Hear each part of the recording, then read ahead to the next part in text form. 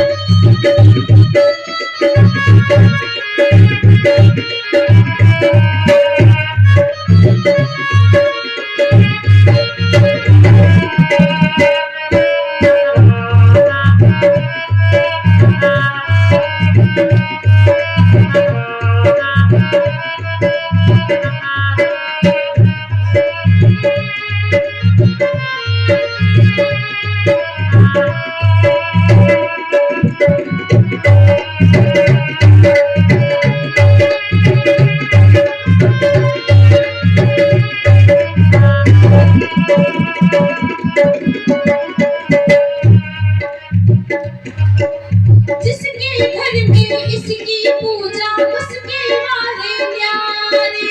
जिसके घर में इसकी पूजा, उसके वाले न्यारे। ये बात सबको समझ में आ रही ना?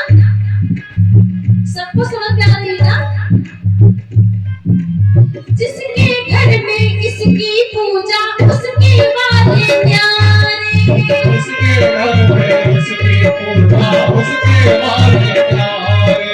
हनुमान को प्यार करे, वो राम प्रभु को प्यारे। हनुमान को प्यार करे, वो राम प्रभु के प्यारे। हनुमान को प्यार करे, वो राम प्रभु को प्यारे।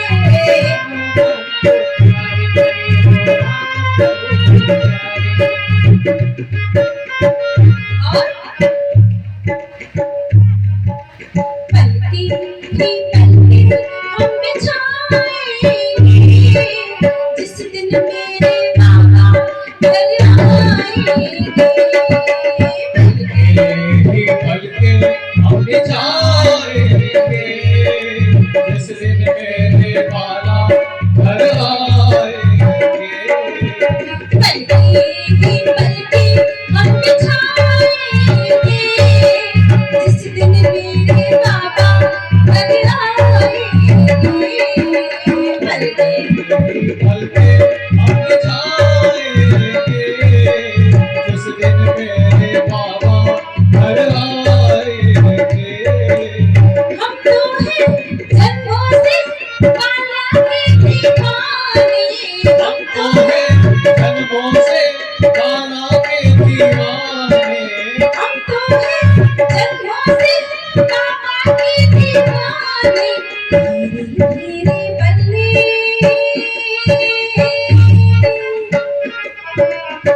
धीरे धीरे बल्ले हम चलाएंगे जिस दिन मेरे बाबा घर आएंगे। पलके हम बिछाएंगे जिस दिन मेरे बाबा घर आएंगे। आजा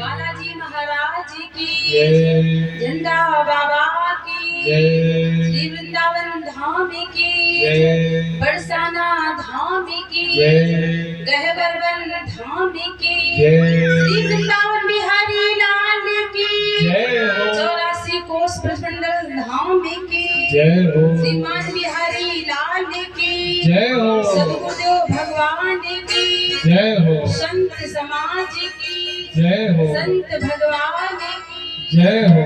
हिंदू सनातन धर्म की अधर्म का विनाश हो, प्राणियों में सद्भावना हो, विश्व का कल्याण हो, विश्व का कल्याण हो, विश्व का कल्याण हो। जय जय श्री राधे जय जय श्री राधे जय जय श्री राधे। पार्वती पते हर हर महादेव। परम मनन में प्राण परमेश्वर अकारण करुणा वरदालय भगवान सकल करू तड़ित विनिंदित पीताम्बर धारी श्री बाल कृष्णलाल का वांग में स्वरूप श्रीमद् भागवत महापुराण। प्यारे गुरु प्रेमियों, यहाँ उपस्थित भक्तिमती माताओं बहनों बाल वृद्ध व सभी भक्तों के हृदय में विराजमान संतों के हृदय में विराजमान श्री राम जानकी राधा माधव झंडा वाले बाबा के चरणों में प्रणाम करते हुए यहाँ हो रहे सप्त दिवसीय श्रीमद् भागवत सप्ताह ज्ञान यज्ञ के हम लोग प्रवचन के आज पंचम दिवस है। वैसे तो पंचम दिवस है, इसी कारण से एक दिन का विलंब रहा। तो वैसे आज चतुर्थ दिवस की कथा होगी।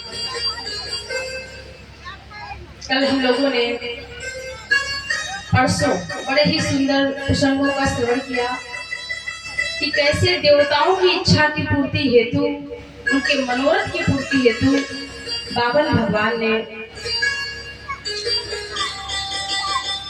अपना स्वरूप धारण किया और देवताओं के कार्य की सिद्धि के लिए राजा बलि के यज्ञ मंडप में जा रहे हैं।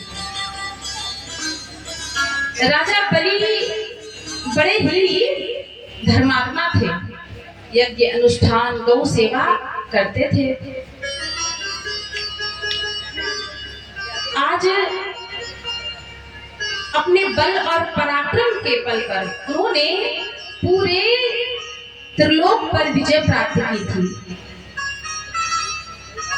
देवताओं का राजपाट सब कुछ उन्होंने अपने अधीन कर लिया था।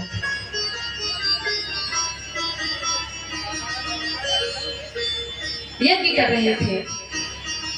उनके कुलगुरु शुक्राचार्य जी यज्ञ करवा रहे हैं। जैसे ही दूर से बावन भगवान को आते देखा, राजा बलि की समाधि लग गई और कहते हैं, गुरुदेव ऐसा लगता है हमारे यज्ञ को संपन्न करने के लिए सूर्य नारायण आ रहे हैं। इतना तेज, इतना प्रकाश इस बावन में। कौन है ये? कोई ऋषि कुमार है कि कोई भगवान है? कौन है आखिर? इतना तेज तो ब्राह्मण का ही होता है।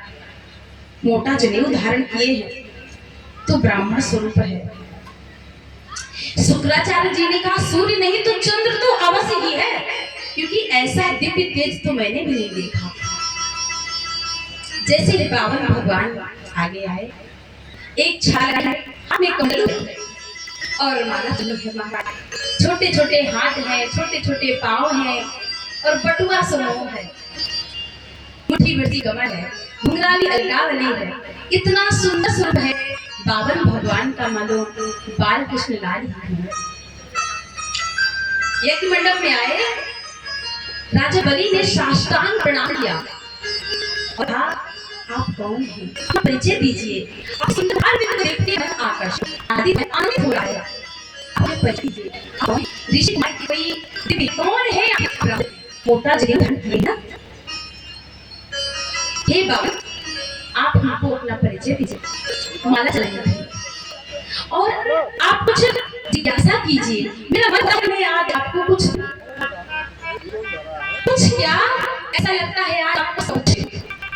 बाबा भगवान की माला चल रही थी। शुक्राचार्य ने कहा, देखते नहीं माला चल रही है। राजा बलि की श्रद्धा और बढ़ गई। जैसे ही माला संपन्न हुई, राजा बलि ने प्रणाम किया। बाबा कहा, आप बलि हैं? हाँ, बलि कहते हैं। देखो, आप दानी, आपके बाबा दानी, आपके दानी, आपके खानदान में आप भी यदि किसी दान की बात करते हैं तो क्या आश्चर्य है। और मेरा नियम है कि मैं किसी से कुछ लेता नहीं हूँ। मेरा नियम है। और गुजर चले करे तो चाहिए क्या, और मौज करे तो रहिएगा। एक छाता है, धूप छांव धूप में और बरसात में छाता से सुरक्षा हो जाती है। कमंडलू है, जल पीते हैं और हाथ में उसके पाले कुछ भी चाहिए। एक आसन मेरा घर किसी से कुछ याचना नहीं करता, मैं मांगता नहीं। लेकिन राजा बलि ने कहा, ये तो असंभव है। मेरा नियम है कि मेरे द्वार पे कोई भी आ जाए तो बिना कुछ दिए मैं वापस जाने नहीं देता। कुछ तो आप याचना करें, कुछ तो मांगिए। यदि आपका विवाह नहीं हुआ है तो विवाह कर दें, आपको आश्रम दे दें, 200-400 गाय दे दें। बताइए ना, आप सोचेंगे संग्रह किस लिए? घर परिवार तो है नहीं तो विवाह भी करवा दे। आप ब्राह्मण पुत्र हैं, एक छोटी सी कोई कन्या ब्राह्मण पुत्री के साथ में विवाह भी हम करा सकते हैं। बावन ने कहा तो ऐसा करो, दान बाद में देना, पहले तुम हमारा विवाह ही करा दो, विवाह करा दो। लेकिन एक समस्या है, विवाह कराओगे फिर रहने के लिए वो बड़ा सा महल बनवा के देंगे महाराज। अच्छा, फिर विवाह कराओगे, पत्नी आएगी, फिर बच्चे भी होंगे, तो अब बच्चों के पढ़ने की व्यवस्था। तो बोले कि बच्चे हैं ना, मेरा हिरण्यकशिपु दानव विश्वविद्यालय, उसमें दाखिला करवाएंगे तुम्हारे बच्चों का। अब महाराज बच्चे होंगे, पढ़ेंगे, अब बच्चे भी 2 4 10 तो हाँ बिल्कुल, बाल गोपाल तो घर में होना ही चाहिए महाराज। फिर अब बच्चे होंगे, फिर उनमें से कोई कभी मर भी गया तो, अब मर गया तो उसमें जो रोने की व्यवस्था है वो आप क्या करेंगे? तो बोले महाराज बच्चा तो आपका मरेगा तो रोना तो आप ही को पड़ेगा, अब रोने की व्यवस्था हम कहां से करें? बावन भगवान ने कहा तो फिर विवाह कैंसिल, ऐसा कोई काम नहीं करना कि जिसमें रोना पड़े, इसलिए हम तो भैया ऐसे ठीक है।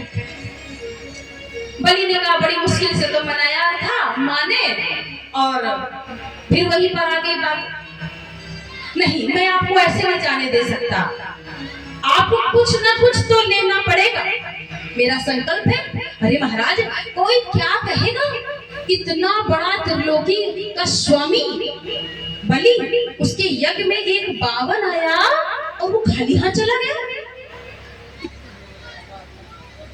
महाराज कुछ तो आपको लेना पड़ेगा।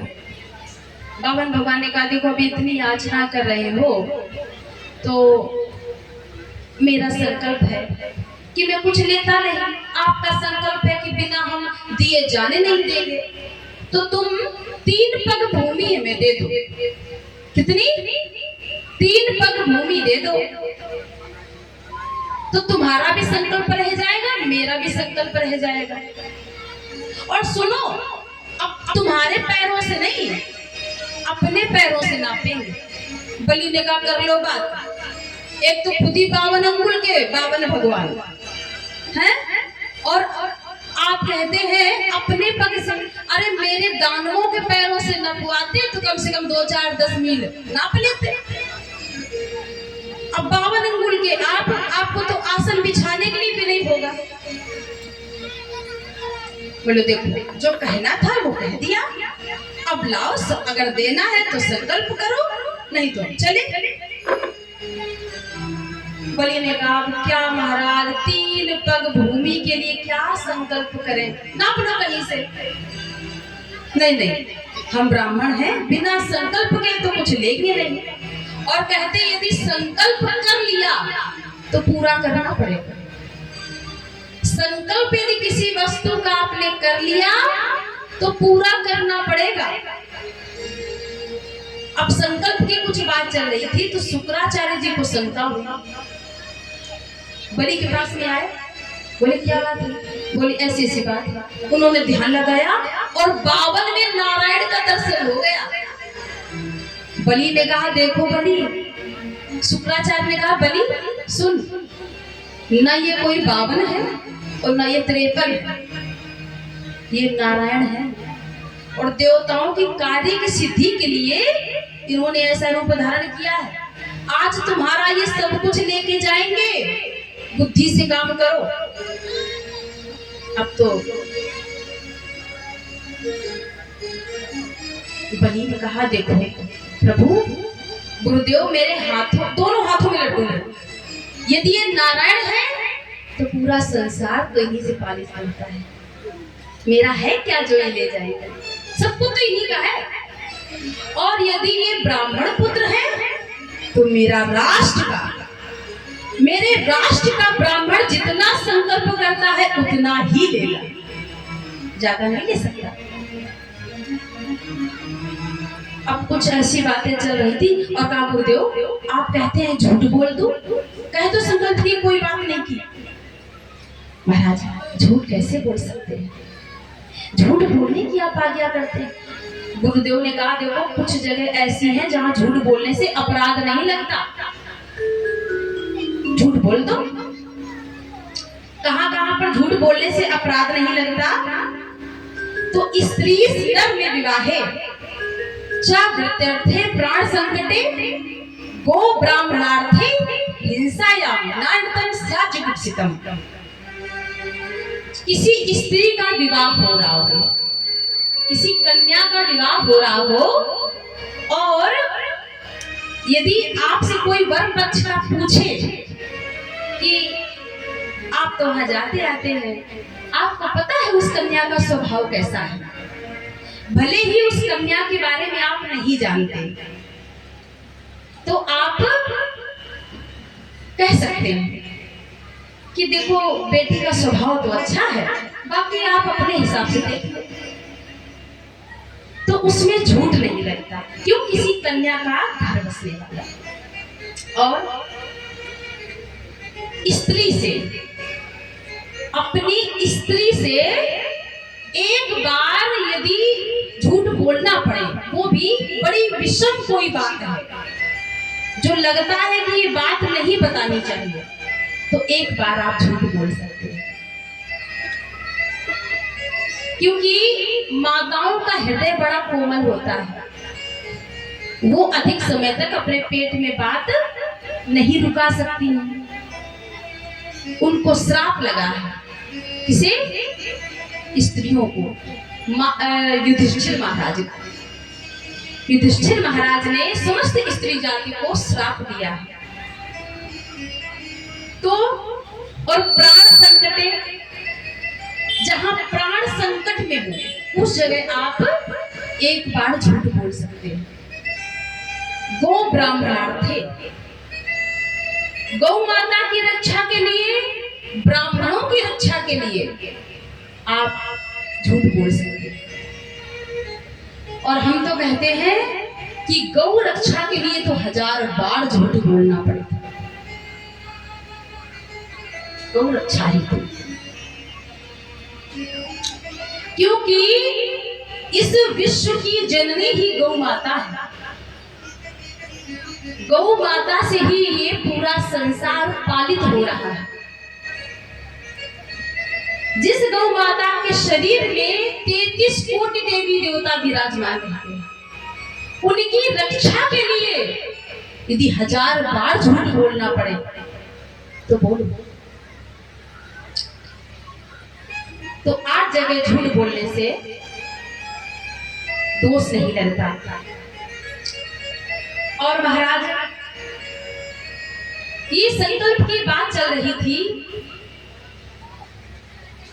बावन भगवान ने कहा देखो यदि कोई समस्या है तो आप मना कर दो, मैं फिर कभी आ जाऊंगा। बावन ने, बलि ने कहा नहीं महाराज, आप थोड़ा सा रुकिए, और नहीं आप संकल्प कीजिए ना। बावन भगवान ने कहा ठीक है, कमंडल से जल लिया और कहो ब्राह्मण रूपाय वामनाय इमाम त्रीणि पदानि पृथ्वी अहम संप्रददे। मैं इन 52 ब्राह्मण को 3 पग भूमि देने का संकल्प करता हूँ। यहाँ तक लिखा महाराज कि जब संकल्प के लिए जल निकाला ना कमंडल से, तो अपने चेला की बात की रक्षा के लिए, चेला की सुरक्षा के लिए कहीं लूटा न जाए, तो शुक्राचार्य कमंडल की टोटी में जाके बैठेगा कि न जल निकलेगा न चेला लूटेगा। तो मेरे प्रभु ने क्या किया, कुशा से अपने आसन से एक तिनका लिया और उनकी एक आंख पधार दी। बोलो राधे राधे। एक आंख उनकी निकल गई। उन्होंने बताया कि गुरु कौन है, जो समान दृष्टि से देखे, भेदभाव नहीं, जो एक दृष्टि से देखे वो काय का गुरु। तो एक आंख पकड़ दिया।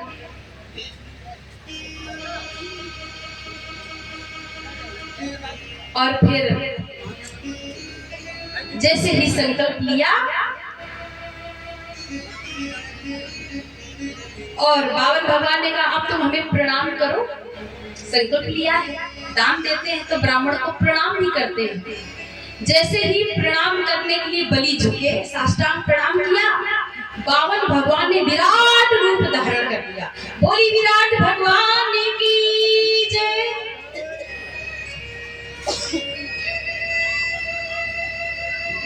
विराट रूप धारण किया और जहां बावन भगवान का मुख था वहीं तो सिर्फ चरण दिख रहे माता। बलि ने जैसे ऊपर देखा तो मुख तो कहीं दिखता ही नहीं बावन का, इतने विशाल हो गए मेरे प्रभु। और एक पग से समस्त पृथ्वी लोग, दूसरे पग से ब्रह्म लोग, दो पग में पूरा त्रिलोक नाप लिया। भगवान ने कहा देखो तेरी त्रिलोकी तो दो पग में नप गई, अब तीसरा पग बता कहाँ रखें। और जो संकल्प लेके दान नहीं देता वो दंड का अधिकारी है। कहते हैं गरुड़ जी ने उनको बांध दिया, पड़ा रहा। लेकिन धन्य है बलि महाराज, आपने अभी दान मेरा लिया है। आप ये बताओ कि दान बड़ा होता है कि दानी? भगवान ने कहा कि दान से तो दानी बहुत बड़ा होता है, दानी बड़ा होता है। महाराज अभी आपने मेरा दान लिया है, दानी तो बाकी है। तीसरा चरण आप मेरे सिर पे रखिए। इतना कहते ही मेरे गोविंद के चरणों में आंसू, उनके नेत्रों में आंसू आए। धन्य है बलि, मैं लूटने छलने तो तुझे आया था, तेरे प्रेम ने, तेरे छल ने मुझे लूट लिया। अब तो सब देवता स्तुति गाने लगे बावन भगवान की, विराट भगवान की। अंदर से बलि की पत्नी आई, बड़ा सुंदर उपदेश किया प्रभु। ये तो संसार के जीवों की ये भूल है जो संसार के पदार्थों को अपना कहती है। पूरा संसार तो आपका ही है, मेरा मेरा क्या, सब कुछ तो आपका है। भगवान ने बंधन मुक्त किया बलि को और कहा बलि आज तू मांग, तुझे क्या चाहिए, जो मांगेगा मैं तुझे दूंगा। वैसे तो सुतर लोक का राज्य मैंने तुझे दे दिया, तेरे मन में कोई इच्छा है तो बोल। बलि ने कहा मैं अब क्या मांगू, आप तो मेरे आप खुद ही भिक्षुक बन के आए, मैं आपसे क्या मांगू प्रभु? नहीं, कुछ तो मांगना पड़ेगा। तो बलि ने कहा एक काम करो, जब मैं कहीं जाऊं तो आपका दर्शन करके जाऊं, और जब मैं कहीं से आऊं तो आपका दर्शन करके महल के अंदर प्रवेश करूं। भगवान ने कहा क्या मतलब, मैं तेरे घर का चौकीदार बन जाऊं? बलि ने कहा मैंने ऐसा तो नहीं कहा। तो और क्या मतलब हुआ? ये तो तभी संभव है जब मैं डंडा लेके तेरे दरवाजे पे खड़ा रहूं, हाँ, चौकीदार बन के। अब मुझे क्या पता, अब तेरे महल में 100 दरवाजे हैं, मुझे क्या पता कि कौन से दरवाजे से तू अंदर आएगा, कौन से दरवाजे से अंदर बाहर जाएगा। ये तो तभी संभव है जब प्रत्येक दरवाजे पर मैं खड़ा रहूं। लेकिन तूने मांगा तो मैं तुझे देता हूं। आज भी राजा बलि के महल में 52 भगवान का दर्शन होता है प्रत्येक दरवाजे पर। और एक रूप से लक्ष्मी माता आई, लक्ष्मी माता आई और नारायण रूप से तो भगवान चले गए, लेकिन 52 रूप में आज भी राजा बलि के महल में निवास करते हैं। शास्त्रों में कथा थी एक बार रावण युद्ध करने आया है राजा बलि से, और जैसे ही 52 भगवान का दर्शन किया तो वापस चला गया। आगे सुखदेव जी ने राजा सत्यव्रत की कामना के लिए भगवान ने मत्स्य अवतार लिया है। कथा श्रवण कराई कि भगवान ने कैसे मत्स्य अवतार लिया। वेदों की रक्षा की हैग्रीव से, हैग्रीव बनकर। अब हम लोग सूर्य वंश में चलेंगे और संक्षिप्त राम कथा श्रवण करेंगे। भागवत जी में 1.5 अध्याय में राम कथा है। वैसे तो राम कथा बड़ी विस्तार से है, 9 दिनों तक नवा पारायण लोग करवाते हैं राम कथा, लेकिन भागवत जी में संक्षिप्त राम कथा है। क्योंकि जब तक हम राम कथा को नहीं जानेंगे, नहीं सुनेंगे, तब तक भागवत की कथा हमको समझ में नहीं आएगी, गोविंद की कथा श्रवण में नहीं, समझ में नहीं आएगी। तो आइए कुछ क्षण हम लोग प्रभु श्री राम का चिंतन कर लें, फिर संक्षिप्त राम कथा श्रवण करेंगे।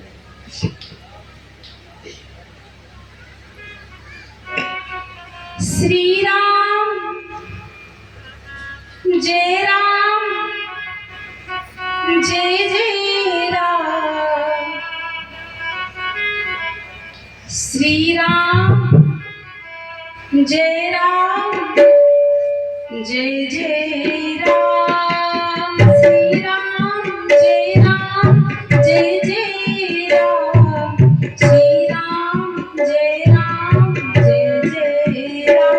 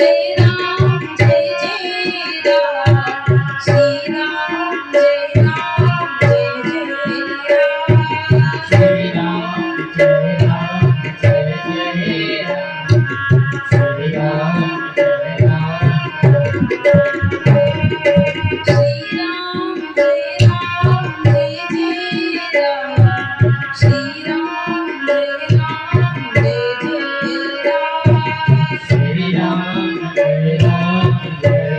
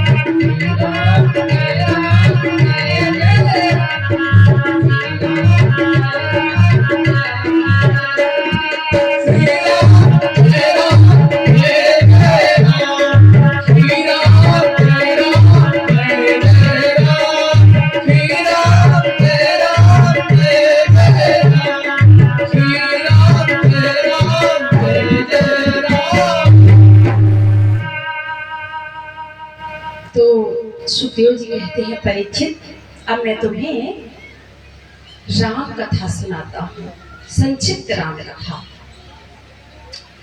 ब्रह्मा के पुत्र हुए मरीचि, और मरीचि के हुए कश्यप, कश्यप के सर्व वैवस्वत मनु, उनके हुए प्रद्युम्न, वैवस्वत मनु के हुए सरियाती, सरियाती की पुत्री हुई सुकन्या, सुकन्या का विवाह च्यवन ऋषि के साथ में हुआ।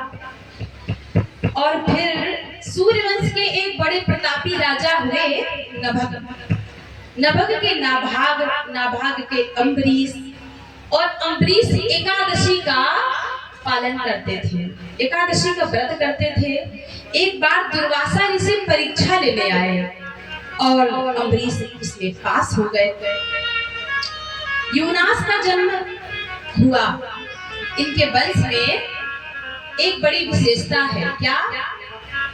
कि बिना यज्ञ के किसी के पुत्र नहीं होता है। और चंद्रवंश की विशेषता क्या है? कि बिना युद्ध के किसी का विवाह नहीं होता। बोलो राधे राधे। यूनास के हुए मानधाता, और मानधाता के हुए मुचकुंद, मुचकुंद के हुए त्रिवंधन, उनके हुए त्रिशंकु, त्रिशंकु के हुए हरिश्चंद्र। हरिश्चंद्र को कौन नहीं जानता? राजा हरिश्चंद्र की सुन लो कहानी, और काशी में जाके बिकी तीनों प्राणी, जिनके सत्य की कथा आज पूरा विश्व जानता है। हरिश्चंद्र के हुए आगे चलकर सगर, सगर के असमंजस, असमंजस के अंशुमान, उनके हुए दिलीप, और दिलीप महाराज के हुए भागीरथ, भागीरथ जो मां गंगा को पृथ्वी पर लाने में समर्थ हुए, वो सफल हुए। बाकी इनके वंश में कई लोग पीढ़ियों से प्रयास किए थे गंगा मां को लाने के लिए, खूब तपस्या की, किंतु भागीरथ जी सफल हुए। इन्हीं के नाम पर गंगा मां का नाम भागीरथी है। बोलो भागीरथी गंगा मैया की जय। एक और राजा हुए खड़वांग, खड़वांग के हुए दीर्घबाहु, और हुए इनके ही वंश में हुए रघु। रघु के नाम पर एक रीति चली, कौन सी? रघुकुल रीति सदा चली आई, प्राण जाहि बरु बचन न जाई। रघुकुल रीति सदा चली आई, प्राण जाहि बरु बचन न जाई। रघुकुल रीति सदा चली आई, प्राण जाहि बरु बचन न जाई। रघुकुल रीति सदा चली आई, प्राण जाहि बरु बचन न जाई।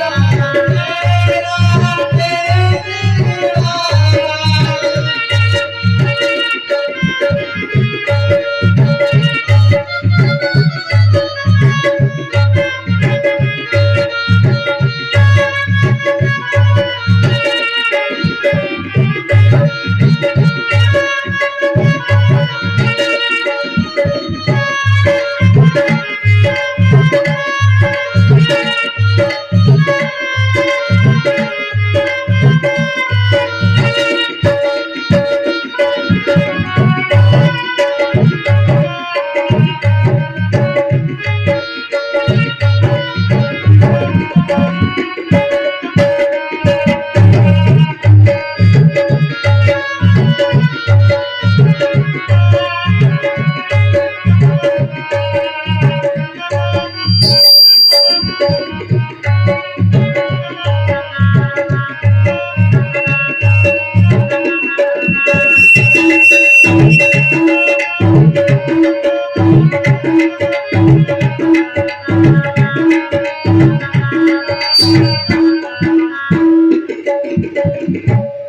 महाराज रघु के द्वारा ही रीत चलाई गई कि रघुकुल रीत सदा चली आई, प्राण जाहि वरु वचन न जाए।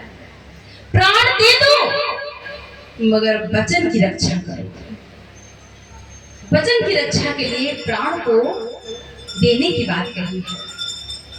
इन्हीं के आगे हुए अज, और अज के हुए महाराज दशरथ। बोलिए दशरथ महाराज की जय हो। दशरथ महाराज जिनका न्याय रूपी रथ 10 दिशाओं में चलता हो, उन्हें कहते हैं दशरथ। जिनके 10 रथ, 10 रथ, 10 रथ जिनके 10 दिशाओं में चलते हो, उन्हें कहते हैं दशरथ। जिन्हीं के पुत्र मेरे प्रभु बनकर आए। दशरथ महाराज बड़े ही न्यायप्रिय थे, बड़े ही सत्संगी थे, नारायण की सेवा करते थे। कहते हैं शिव जी की स्थापना उन्होंने अपने हाथों से की है। आप कभी सरजू जी जाएं अयोध्या, जब आप रामलला के दर्शन करने जाएंगे तो राम घाट है। राम घाट पे महाराज नागेश्वर महादेव, छोटे से है नागेश्वर महादेव, छोटा सा मंदिर है, लेकिन वो दशरथ महाराज के ही सेवित शिव जी है। आज भी उनका दर्शन होता है। नागेश्वर महादेव के दर्शन करने का हमें सौभाग्य मिला कई बार प्रभु की कृपा से। तो दशरथ महाराज की 3 रानियां हैं, कौशल्या, कैकेयी और सुमित्रा। किंतु कोई संतान नहीं है, पुत्र नहीं है, और चिंता भी नहीं है, कोई टेंशन नहीं है। क्यों? क्योंकि समस्त प्रजा को, पूरे संसार को, अयोध्या वासियों को वो अपनी ही संतान मानते हैं, अपनी संतान मानते हैं, इसलिए कोई टेंशन भी नहीं। लेकिन एक बार, और इनका यश कैसा था कि इंद्र की सभा में भी इनको बड़े सम्मान से बुलाया जाता था। आधा सिंहासन इंद्र का सदैव खाली रहता था दशरथ महाराज के लिए। एक बार कोई विशेष मंत्रणा कर दी तो दशरथ महाराज गए, सभा हुई, और सभा से जैसे सशरीर जाते थे दशरथ महाराज। आज सभा में गए और वो बीच याद आई कि मेरी जपमाला वही छूट गई इंद्र की सभा में। तो वापस गए जपमाला लेने। जब वहां गए तो क्या देखा कि वहां के जो सेवक थे वहां धुलाई कर रहे हैं, गाय के गोबर का चौका लगा रहे हैं। महाराज ने कहा कि अभी तो यहाँ सभा लगी थी और आप लोग इतनी जल्दी सफाई करने लग गए, पवित्रता करने लग गए गाय के गोबर से चौका लगा के, क्या बात है? अब वो जो सेवक थे वो थोड़ी ना जानते थे दशरथ महाराज। उन्होंने कह दिया आपको नहीं पता, दशरथ जी आए थे, अब आए थे, अब उनके कोई संतान तो है नहीं, तो ये स्थान अपवित्र हो गया। इतना सुनते ही दशरथ महाराज बड़ी ग्लानि हुई। तब ग्लानि हुई और सोचने लगे कि मैंने तो कभी विचार ही नहीं किया, क्योंकि पूरा समाज, ये जितने मेरी प्रजा है मेरे ही पुत्र पुत्री के समान है। आज दुखी था मन, बड़े दुखी थे।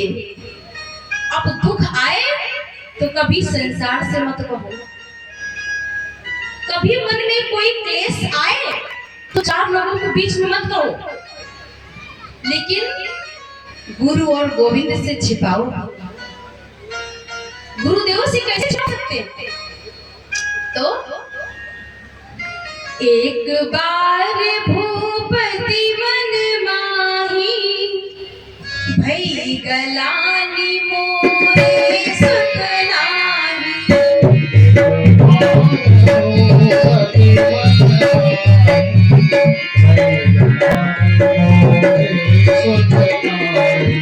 एक बार भूपति वन माही भई गलानी मोरे सुतनाही।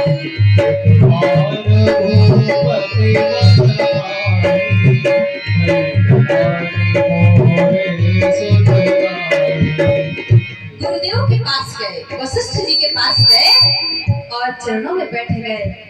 बड़ा दुखी था मन। गुरुदेव ने पूछा क्या बात है, क्यों दुखी हो? बोले गुरुदेव, क्या मैं अपने वंश का अंतिम राजा कहलाऊंगा? क्या मेरे वंश में कोई भी दीपक जलाने वाला नहीं बचेगा मेरे बाद में? गुरुदेव मुस्कुराए और कहा, राजन, धरहु धीर होई नहीं संचारी, त्रिभुवन विदित प्रगट है हारी।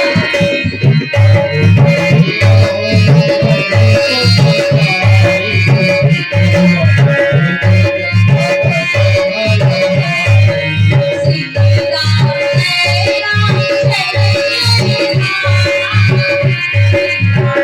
श्री राम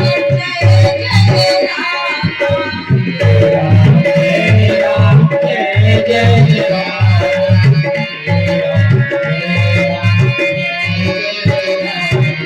राजन, धैर्य रखो। एक नहीं, दो नहीं, तीन नहीं, चार चार पुत्र होंगे और पूरी पृथ्वी का भार हरने के लिए साक्षात नारायण ही तो आएंगे चारों वंशों में। धैर्य रखो। अब महाराज तो बड़े प्रसन्न हुए। गुरुदेव, लेकिन क्या यज्ञ करेंगे? पुत्र कामेष्ठी यज्ञ करेंगे अपने यजमान के हित के लिए? तुम व्यवस्था करो। और फिर ये वशिष्ठ जी ने जैसे ही आज्ञा की, दशरथ महाराज ने समस्त व्यवस्था की और फिर ब्राह्मणों के द्वारा पुत्र कामेष्ठी यज्ञ हुआ। जैसे ही पुत्र कामेष्ठी यज्ञ हुआ तो महाराज यज्ञ नारायण स्वयं प्रकट हो गए और चरू दिया और कहा, आप अपनी रानियों को दे देना, बराबर बराबर बांट देना। महाराज बड़े प्रसन्न हुए और वो चरू लाकर कौशल्या जी को दे दिया, कैकेयी जी को दे दिया, सुमित्रा जी को दे दिया। कहते हैं सुमित्रा को जो दिया ना, तो सुमित्रा जी के हाथ से वो चरू छीनकर एक चीर ले गई और अनंत आकाश में चली गई। महाराज एक वृक्ष पर बैठ गए और जैसे ही वो खाने ही वाली थी कि वो चरू नीचे गिर गया और नीचे बैठी थी अंजना मैया। अंजना मैया की गोद में जैसे ही वो चरू गिरा, उन्होंने सोचा शिव जी का प्रसाद है, तुरंत पा लिया, झट से पा लिया। वही तो हनुमान जी है। बजाओ ना ताली। हाँ, संकोच मत किया करो, अच्छी बात लगा करे ताली बजाया करो। तो ऐसे हनुमान जी का प्रकट हुआ। अब इधर क्या हुआ? सुमित्रा मैया ने कहा, बहनों, मेरे हाथ से तो छीन ले गई चरू, अब मैं क्या करूं? कौशल्या मैया ने कहा, तुम चिंता मत करो, मेरा रखा है। तो अपने से आधा सुमित्रा जी को खिला दिया। कैकेयी मैया ने कहा, नहीं नहीं, मेरा भी तो रखा है।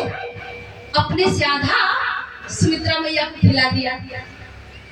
अब तो सुमित्रा मैया के नेत्रों से आंसू छलक आए और कहती है, बहनों, तुमने अपने चरू का आधा आधा भाग मुझे खिलाया है।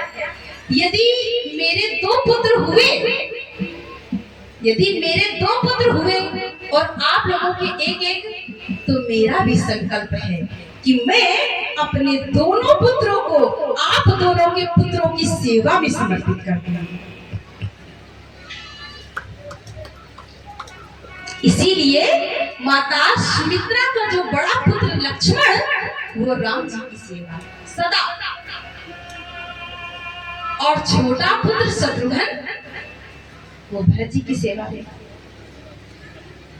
आज धीरे धीरे समय आया, अब तो अयोध्या में सहनाई बजने लग गई और लगने लग गया कि अब तो महाराज दशरथ के यहाँ पुत्रों की किलकारी गूंजेगी, हमारे राज आएंगे।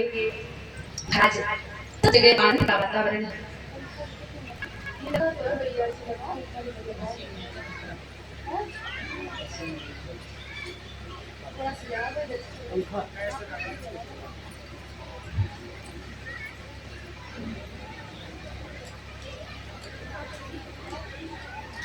तो धीरे धीरे समय आया और महाराज चैत का महीना है, चैत का महीना नौमी तिथि, नौमी तिथि मधुमास पुनीता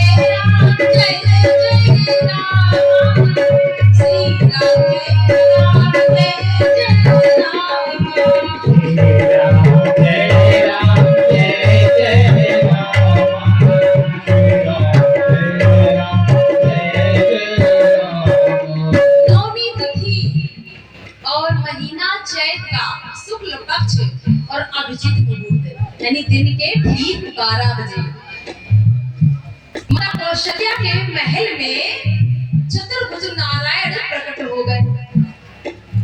चतुर्भुज रूप को देखकर माता कौशल्या ने देखा, प्रणाम किया। सशंख चक्रम सक्रीट कुंडलम सपीत वस्त्रम सरसी सुंदेक्षणम सहार वक्षाय स्थल कौस्तुभ श्रियम नमामि विष्णु शिरसा चतुर्भुजम। चतुर्भुज नारायण प्रकट हो गए। बस कर दो,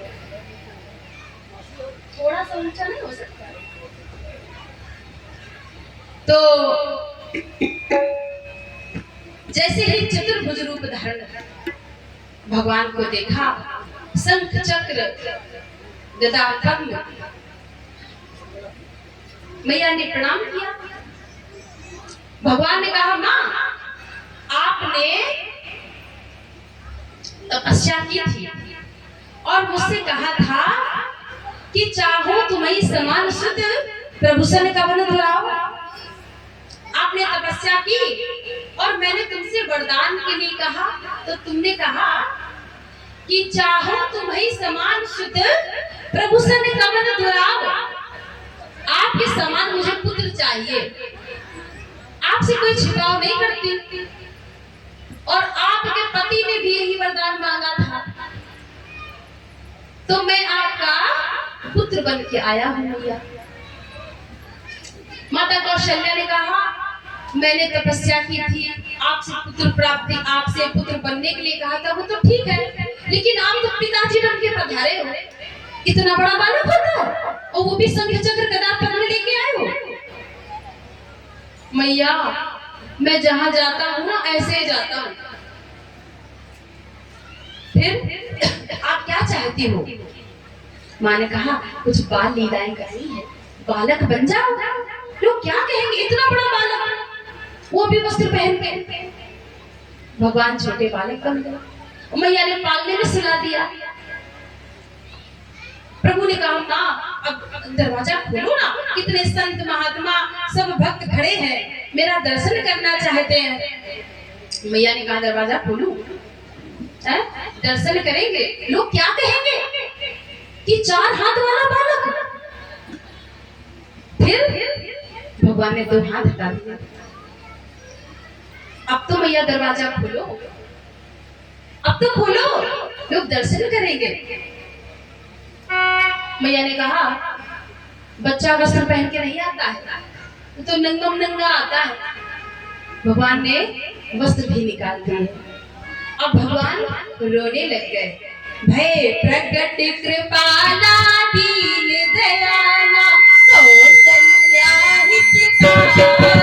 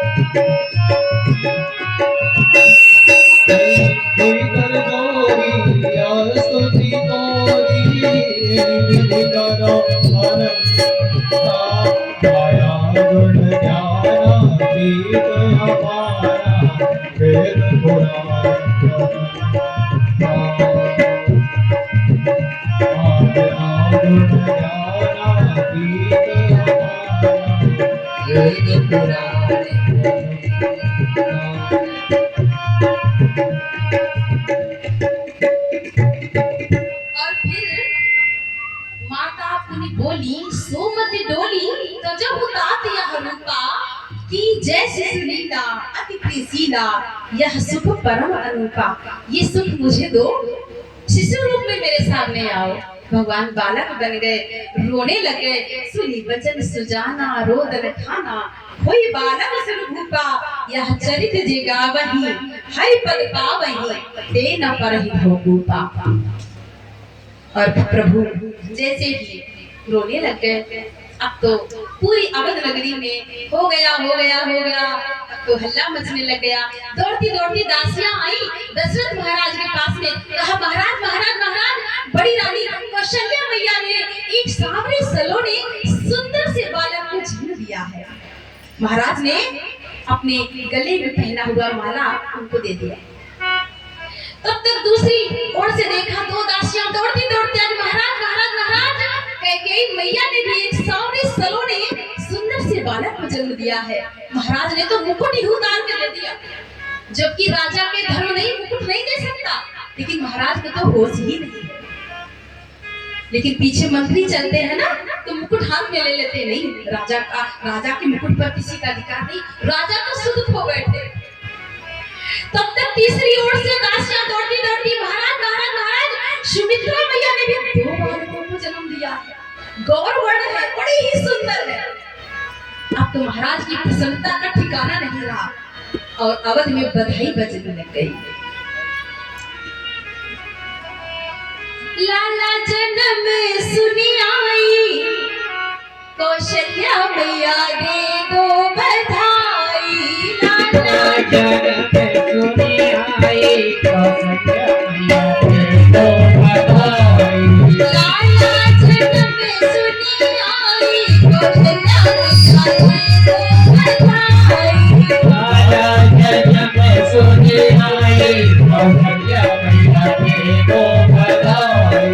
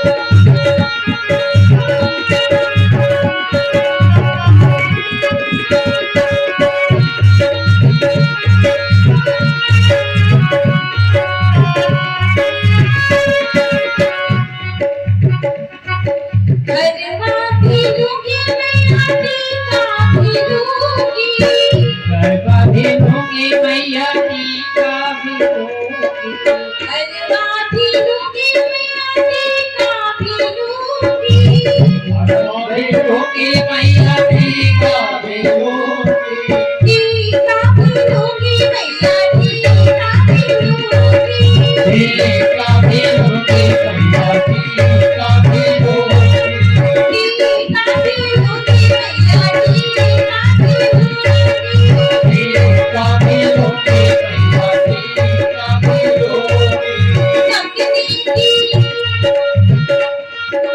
कंगने की दे दो कलाई कौशल्या मैया दे दो कलाई कंगने की दे दो कलाई कौशल्या मैया दे दो कलाई लाला जन्म सुनी आई कौशल्या मैया दे दो कलाई काला जन्म सुनी आई कौशल्या मैया दे दो कलाई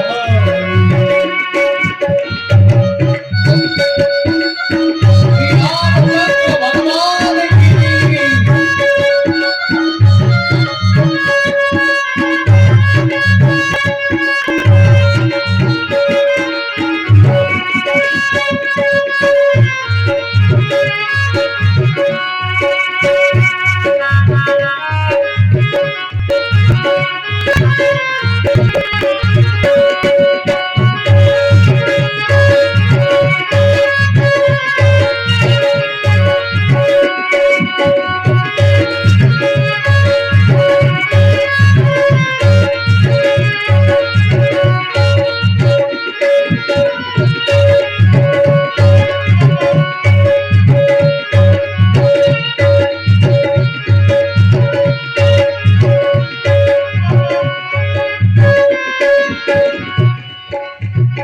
चूनर भी लूंगी मैया साड़ी भी लूंगी चूनर भी लूंगी मैया साड़ी भी लूंगी अयोध्या की नालना मैया से भेंट मांगती है कौशल्या मैया से कैकेयी मैया से सुमित्रा मैया से कहती है मैया आज तो मैं बधाई मांगने में चूकूंगी नहीं आज मेरा अवसर है इसलिए